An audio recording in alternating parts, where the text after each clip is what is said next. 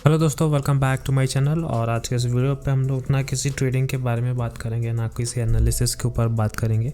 आज हम बात करेंगे एक न्यूज़ के ऊपर पे। तो मैं आपको डायरेक्टली गूगल क्रोम पे लेके चलता हूँ।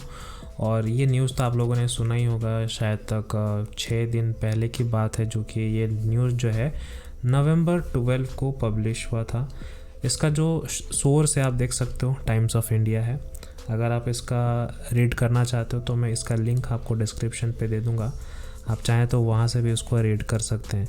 बट आज अगर हम इस वीडियो में बात करें कि इसमें हम लोग को क्या क्या देखने को मिल रहा है, और तो देखिए यहाँ पे हम लोग इसका हेडलाइन एक बार रीड कर लेते हैं। Techie jumps to death after losses in share market. तो ये जो हेडलाइन है, मैं आपको इतना समझाना चाहता हूँ कि यहाँ पे ये जो बंदा है, ठीक है, इसने जो है छत से कूद के अपना जान दे दिया। रीज़न क्या है? क्योंकि इसको शेयर मार्केट या फिर स्टॉक मार्केट में लॉस हुआ है, ठीक है। तो ये हेडलाइन सुन के ही काफ़ी लोगों के माइंड में ये आता होगा कि शेयर मार्केट जो है सच में एक गैम्बलिंग होता है, जिसमें सिर्फ लोग लॉस करने के लिए आते हैं, प्रॉफिट किसी का होता है नहीं है। एग्जैक्टली लोगों का माइंड में ये बैठ जाता है। बट इसके अंदर का जो इन डेप्थ स्टोरी होता है कि क्या रीज़न था, किस वजह से हुआ, क्या इसने स्टेप लिया था कि उसको इस तरीके का कदम लेना पड़ा, ये सारी चीज़ों को लोगों को कोई फ़र्क ही नहीं पड़ता, ठीक है। इंडिया में अभी तक लोगों को ये स्टॉक मार्केट जो है या फिर शेयर मार्केट जो कह लीजिए, ये एक मजाक के तौर पे लिया जाता है। इंडिया में कोई भी लोग इसको सीरियसली नहीं लेते हैं, ठीक है। इसीलिए अगर आपने देखा होगा, जो सेबी के एक रिपोर्ट आया था कि 9 आउट ऑफ 10 जो भी हो, वहाँ पे लोग ज़्यादातर लॉस ही कर रहे हैं, ठीक है। और जितने भी एफएनओ ट्रेडर्स हैं, मेनली एफएनओ के बारे में ही बात किया गया था। ये जितने भी एफएनओ ट्रेडर्स हैं उसमें जो है देखा गया है कि 9 आउट ऑफ 10 जो ट्रेडर्स हैं वो मैक्सिमम लॉस करते हैं। और इसका स्टोरी, अगर आप ये बंदे का स्टोरी अगर आप जानते होंगे तो इसने इस न्यूज़ को अगर आपने पढ़ा होगा तो आपको क्लियरली पता होगा कि इसने क्या स्टेप्स उठाया था। शेयर मार्केट में घुसने से पहले इसने क्या किया था आपको पता होगा। बट फिर भी मैं आपको एक छोटा सा ओवरव्यू देना चाहता हूँ। हम लोग इन डेप्थ में इसके केस स्टडी नहीं करने वाले हैं कि इसने क्या किया क्या नहीं किया। हम लोग इस स्टोरी से सीखने वाले हैं। तो इसकी जो गलतियां हैं वो मैं आपको इस वीडियो पे बताऊंगा, और हो सकता है आप इस गलती से भी कुछ चीज़ें को आपको सीखने को मिले, ताकि इन फ्यूचर आपके माइंड में कभी इस तरीके से सोच आए तो आपको ये स्टोरी और मेरी जो ये वीडियो है आपको याद आ जाए। तो हम लोग देखिए इसका पहला गलतियाँ निकल लेते हैं कि क्या क्या ये बंदा जो है गलती किया था, ठीक है। तो इसने जो है आईटी फर्म में काम करता था, ठीक है। 26 साल का ये लड़का है, आईटी फर्म में काम करता था, अच्छा खासा सैलरी था। बट इसने कुछ अपने दोस्त के साथ देखा कि हाँ मेरे दोस्त ट्रेडिंग कर रहे हैं और अच्छा खासा प्रॉफिट कर रहे हैं, बस कहा था। एग्जैक्टली वो प्रॉफिट है या नहीं है, या फिर कुछ ऐसा शो ऑफ करते हैं। देखिए शेयर मार्केट है ना, शेयर मार्केट काफ़ी लोग इसको स्टाइल के लिए भी ट्रेडिंग करते हैं, हालांकि उनसे इनका कुछ भी बेनिफिट या फिर प्रॉफिट कुछ नहीं होता है, सिर्फ स्टाइल के लिए कि कूल लगना चाहिए कि हाँ भाई ये बंदा शेयर मार्केट में काम कर रहा है, शेयर मार्केट, ठीक है, ट्रेडिंग कर रहा है। कुछ लोग इसको कूल बनने के लिए काम करते हैं। लेकिन मैं एक चीज़ कहूँगा, ये एक बिजनेस की तरह है। जितना आप इसको सीरियसली लोगे उतना आपका सीरियसली पैसा बनेगा। अगर आप इसको मजाक में लोगे तो मार्केट भी आपके साथ मजाक ही करेगा, जैसे इस बंदे के साथ मार्केट ने मजाक किया है। लोग ज़्यादातर शेयर मार्केट को गलत क्यों बोलते हैं? ऐसे लोगों की वजह से बोलते हैं। ये जो बंदा है इतना बड़ा गधा है, ठीक है। इसने क्या किया मैं आपको बताता हूँ। इसने अपना जो भी सैलरी था, ठीक है, वो शेयर मार्केट में लगा देता था, ठीक है। अब शेयर मार्केट का नॉलेज है या नहीं है इसके बारे में इसको कोई आइडिया नहीं है, या फिर अब इस न्यूज़ में भी कुछ बताया नहीं गया है, और ये सिर्फ चीज़ें इसके अंदर तक ही सीमित है, ठीक है। अब पोस्टमार्टम किया जाएगा, थोड़ी ना भी वो उठ के बोलेगा कि नहीं मुझे नॉलेज नहीं था, मैंने पैसा इन्वेस्ट कर दिया। जो सैलरी का पैसा आता था वो लगाता था शेयर मार्केट में, तो उसमें भी प्रॉफिट उसको होने लगा, क्योंकि अगर लगाया है तो एफएनओ में ही लगाया होगा। इक्विटी में तो लगाने से रहा तो एफएनओ में ही लगाया होगा। अब वहाँ से प्रॉफिट निकल के बाहर आ रहा होगा। तो इसने सोचा कि अगर मेरे सैलरी से इसने इतना प्रॉफिट निकल के आ रहा है, मैं एक काम करता हूँ, बैंक से लोन ले लेता हूँ, और छोटा मोटा भी नहीं, वो सीधा एकदम 10 लाख का लोन उठा लाया बैंक से, ठीक है। बैंक से 10 लाख का लोन लिया और सारा का सारा पैसा शेयर मार्केट में डाल दिया। ओके, ये था इसका सबसे बड़ा मिस्टेक। उसके बाद जो दूसरा मिस्टेक है, इसका जो सैलरी था वो इसने डाल दिया शेयर मार्केट पे, और इसने जो बैंक से लोन लगाया था वो भी डाल दिया शेयर मार्केट पे। इससे बड़ा गधा इस दुनिया में नहीं होगा। देखो, मैं एक चीज़ कहना चाहता हूँ, जितना भी आपके पास पैसा है, मैटर नहीं करता आपके पास छोटा कैपिटल है बड़ा कैपिटल है। अगर छोटा कैपिटल है, सपोज़ फॉर एग्जांपल मान लो 50,000, ठीक है, बहुत बड़ा है। इनफैक्ट मैं जब ट्रेडिंग शुरू किया था, मैंने 5,000 से शुरू किया था इक्विटी में। आप यकीन नहीं करोगे, मेरा पहला ट्रेड में 4,800 रुपये ही चला गया था, क्योंकि मुझे स्टॉप लॉस का रूल नहीं पता था कि स्टॉप लॉस होता क्या है। 4,800 रुपीज़ मेरा स्टॉप लॉस हो गया। मुझे समझ ही नहीं आया कि क्या हुआ क्या नहीं हुआ। उस दिन मेरे को ऐसा झटका लगा कि मेरे को नींद ही नहीं आया। बट ये बंदा 10 लाख का लोन लेके आता है, सारा का सारा शेयर मार्केट में डाल देता है। वो भी नॉलेज है या नहीं है किसी को कोई आइडिया नहीं है। बट मैं एक चीज़ आपको कहना चाहूँगा कि अगर 50,000 है, ये एक छोटा सा कैपिटल है, मान लो ये छोटा सा कैपिटल को अगर आप मैनेज नहीं कर पा रहे हो सही तरीके से, कि मैं इस 50,000 को कम से कम 50,000 रोक के दिखाऊं, अगर मैं ट्रेड ले रहा हूँ 50,000 इसको सेव करके दिखाऊं। कुछ लोग तो सेव ही नहीं कर सकते, प्रॉफिट बनाना तो दूर की बात है। कुछ लोग यहाँ पे इस पैसा को सेव ही नहीं कर सकते, ठीक है। अगर आपने सेव कर लिया ना, तो आपसे बड़ा कोई यहाँ पे है नहीं। उसके बाद जो आपका नेक्स्ट स्टेप होता है, इसको मैनेज करना। 50,000 से अगर आप 51,000 भी बना लेते हो ना, तो भी बहुत बड़ी बात है। लेकिन शेयर मार्केट को थोड़ी ना ऐसे पसंद आता है कि नहीं ये तो 50 का 51 कर देंगे तो कौन सी बड़ी बात होगी। नहीं, 50 का हमें 100 करना है, 100 का हमें 500 करना है, तब तो मज़ा आएगा ना। असली मज़े तो इसमें आते हैं कि 100 को 500 करने में, 50 को 100 करने में 21 दिन में पैसा डबल चाहिए। ये गधा जो है ये सेम चीज़ वही कर रहा था। फाइनली और एक जो तीसरा इंपॉर्टेंट चीज़ है, जब आपको धीरे धीरे आपको पता चल रहा है कि कैपिटल लॉस हो रहा है, तो आपको वहीं पे ही रुक जाना चाहिए, ठीक है। आपको वहीं पे रुक के सोचना चाहिए, आपके जो भी ट्रेड्स गए हैं वो लॉस हुए हैं तो क्यों हुए हैं, कहाँ पे गलती हो रहा है, ये फाइंड आउट करना चाहिए। ये गधा तो वो भी नहीं किया होगा। इसने सोचा होगा मैं 10 का 50 कर दूंगा, 50 का 100 कर दूंगा, 100 का 500 कर दूंगा। They are the best, you know. I watch them on television since I have a few stocks and everything. जितनी जल्दी ये पलटी होते उतनी जल्दी तो हम पलटी नहीं होते हैं। You know कि अब ये जो है ना निफ्टी साहब, निफ्टी को तो यहाँ जाना ही है। 19,300 ये ब्रेक नहीं करेगा, ऐसा वैसा। अगले दिन ये वापस आए हैं, हम 18,800 पे बैठे हुए हैं। नो, they just अब तो ये नीचे जाने वाला है जी। It doesn't have a bottom anymore. So yeah, but it's interesting, you know. यही तो गैम्बलिंग चल रहा है ना, किसी को सीखना नहीं है, ठीक है। अभी तक अगर एक सच बात बताऊं, इंडिया में किसी को शेयर मार्केट के बारे में कुछ भी नॉलेज नहीं है, ठीक है। इंडिया में स्टॉक मार्केट को लेके जो नॉलेज है लोगों के बीच कुछ भी नहीं है, ज़ीरो है, ज़ीरो, ठीक है। आप अगर सोच रहे हो कि नहीं डीमैट अकाउंट तो इतना ज़्यादा खुल गए, खुलने से प्रॉफिट करने से कोई लेना देना नहीं है। खुल गए डीमैट अकाउंट, खुल गए, कोई प्रॉब्लम नहीं है। लेकिन उस डीमैट अकाउंट में ट्रेडिंग कितना होता है, चलो ठीक है, ट्रेडिंग होता तो होता है, लेकिन प्रॉफिट कितना होता है ये भी सोचने वाली बात है। ये फिक्र तो कोई बात नहीं करता कि हाँ उस डीमैट अकाउंट में कितने लोग प्रॉफिट करते हैं। ये चीज़ तो किसी न्यूज़ में भी नहीं आया, किसी आर्टिकल में भी नहीं आया। तो आपको ये चीज़ सोचना चाहिए ना। लेकिन नहीं, ट्रेडिंग करते हैं ना भाई, शेयर मार्केट में हम लोग ट्रेड करते हैं, शेयर बाज़ार, शेयर मार्केट कहा जाता है इसीलिए। तो ये सारी चीज़ें गलतियाँ आप ना करें।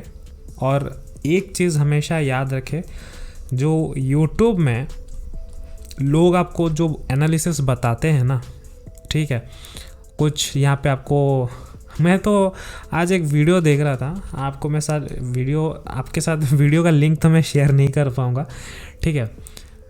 वो मैं हर वीडियो में यही चीज़ कहता हूँ। तो आज भी वही सिमिलर वीडियो मैं बोला कि चलो इसका एक देख लेते हैं वीडियो, क्या थोड़ा सा कुछ नॉलेजेबल है प्रोवाइड करता है एजुकेशन कि नहीं, तो मैं यकीन नहीं कर पा रहा। एक बंदा है, ठीक है, HCL टेक के बारे में स्टॉक डिस्कस कर रहा था, जिसका 29 सब्सक्राइबर है, ठीक है, 29,000, ठीक है, 29,000 सब्सक्राइबर है। HCL टेक के बारे में एनालिसिस बता रहा था और वो कुछ इस तरीके का कप बना रहा था, फिर वो डबल कुछ टॉप या बॉटम ऐसा कुछ उसने कहा था, और उसने कहा कि यहाँ पे हम लोग एंट्री लेंगे, यहाँ पे स्टॉप लॉस लेंगे, यहाँ पर टारगेट लेंगे। और आज मार्केट यहाँ पे गैप अप खुला, उसके बाद यहाँ से सेलिंग आ गया, तो काहे का एंट्री, काहे का क्या। और उसने क्या कहा, आपके मज़े की बात बताऊँ, उसने कहा कि अगर प्राइस यहाँ से होता है तो हम लोग करेंगे बाय, अगर ये लेवल को नीचे ब्रेक करता है हम लोग ये करेंगे सेल। यूट्यूब पे मैक्सिमम अगर आप सोच सकते हो 99% लोग जितने भी यूट्यूबर हैं नाम के, वो लोग सारे के सारे यही स्ट्रैटेजी फॉलो करते हैं। बाय करेंगे यहाँ पे, अगर प्राइस ऊपर जाएगा तो बाय करवाएंगे, प्राइस नीचे जाएगा अगर लेवल ब्रेक करता है तो सेल करवाएंगे, ठीक है। अब एक चीज़ आपको मैं समझाता हूँ, बीच में तो प्राइस है, या तो ये ऊपर जाएगा या तो नीचे जाएगा। अगर यहाँ से ऊपर जाता है तो इन लोग आपको कल, यही बंदे आपको कल बोलेंगे कि ये देखिए, जैसे मैंने एनालिसिस किया था, ये देखिए बाय चला गया।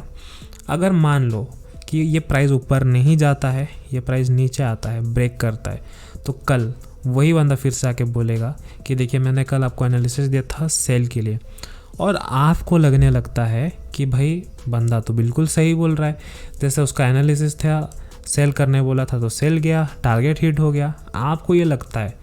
लेकिन देखो यार, मार्केट कभी भी ये लॉजिक पे काम नहीं करता है। आपने अगर मेरा वीडियोस देखा होगा, हमेशा जो भी स्टॉक के एनालिसिस देता हूँ सारे के सारे ऊपर जाने वाले एनालिसिस देता हूँ, और मैं वहाँ पे स्ट्रिक्टली कहता हूँ कि प्राइस यहाँ पॉइंट, इस पॉइंट से यहाँ तक ऐसे ऊपर जाएगा। मैं ये दोगले वाली बात बिल्कुल भी नहीं करता कि प्राइस ऊपर जाएगा तो बाय करेंगे, प्राइस नीचे आएगा तो सेल करेंगे। आपको कभी भी मेरे वीडियो पे मैंने कभी नहीं कहा होगा कि इसको सेल करेंगे या फिर कुछ और करेंगे। मैंने हमेशा ऊपर जाने वाला ही एनालिसिस किया है और मैं आगे भी करूँगा लाइफ टाइम तक, ठीक है। तो ये सारी चीज़ें मार्केट में लोगों को समझ नहीं आता है, और लोग भी ना समझने का कोशिश भी नहीं करते हैं। इसी वजह से ये जो इस तरीके के लोग आते हैं मार्केट को ब्लेम करते हैं कि मार्केट से पैसा नहीं बनता। भाई तुमने ये चीज़, ये कदम जो तुमने उठाया ना, जो सुसाइड वाला कदम जो लोग उठाते हैं कि ये एक लास्ट ऑप्शन बचता है, इससे बड़ा बेवकूफ़ और इस दुनिया में कोई होगा ही नहीं। और होंगे, बट इस तरीके का जो कदम उठाने के बाद ही पता चलते हैं कि वो कितने बड़े बेवकूफ़ होते हैं। बट क्या करे यार, उसके पेरेंट्स ने इतने मेहनत से उसको पढ़ाया लिखाया, ठीक है, इस काबिल बनाया कि अपने पैरों में खड़ा हो सके, और फाइनली वो खुद स्टेप लेता है कि नहीं मैं सुसाइड कर लूँगा, तब इसको पेरेंट्स का ख्याल नहीं आया। तो इससे बड़ा बेवकूफ़ तो और इस दुनिया में हो ही नहीं सकता। तो ये वीडियो एक सीख है सब लोगों के लिए कि भाई शेयर मार्केट हो या कोई भी फील्ड हो या कोई भी बिज़नेस हो, ठीक है, मैं ये नहीं कह रहा हूँ कि सिर्फ शेयर मार्केट में ही लॉसेस होता है, बिज़नेस में भी लॉसेस होते हैं। तो अगर आप इस तरीके का without planning, without practice, without knowledge सारे काम को बस कम कर दोगे तो फिर हो गया ख़त्म आपका। और आप बस आप हो सकता है नेक्स्ट फ़ोटो आपका ही हो इस तरीके का, ठीक है। तो इस तरीके का बेवकूफ़ी वाला काम ना करें, चीज़ों को समझो, क्या करना है क्या नहीं करना है। आपको अगर धीरे धीरे लॉस हो रहा है वहीं पे रुक जाओ, शेयर मार्केट आपके लिए बना नहीं है, ठीक है।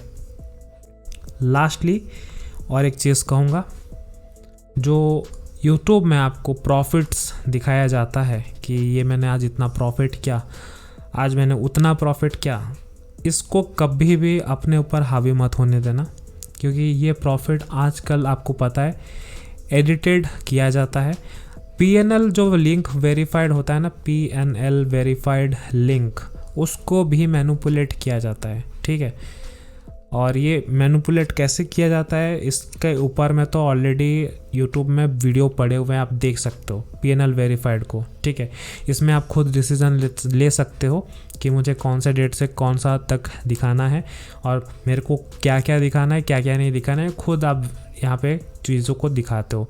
तो इस पे भी कभी भी यकीन मत करना। और जो प्रॉफिट्स दिखाते हैं कि मैं इतना प्रॉफिट कर रहा हूँ, आप मेरा कोर्स ज्वाइन कर लो, ये इस चीज़ को भी कभी अपने दिमाग पे मत लाना। यार मैं अपने YouTube चैनल पे सब कुछ फ्री में दे रहा हूँ, ठीक है, सब कुछ फ्री में दे रहा हूँ। और एक एक वीडियो को अगर आप मेरा डिटेल में देखोगे, जो मैं एनालिसिस देता हूँ एज इट इज़ वो वैसे ही जाता है। तो उसमें सीखो कि क्यों जाता है, क्या नहीं जाता है। बाद में आपके साथ मैं शेयर भी करता हूँ कि यहाँ से ये चला, वहाँ से ये चला, ठीक है।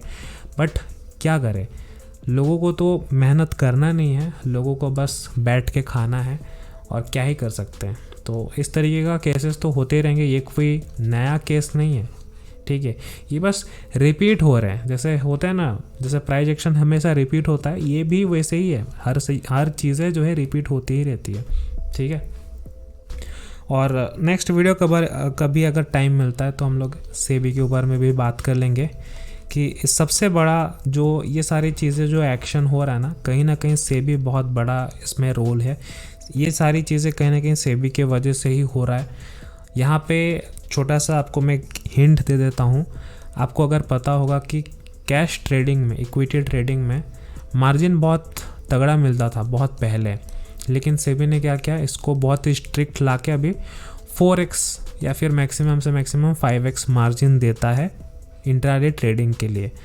तो लोगों के पास तो इतना पैसा है नहीं कि वो कैश ट्रेडिंग कर सके।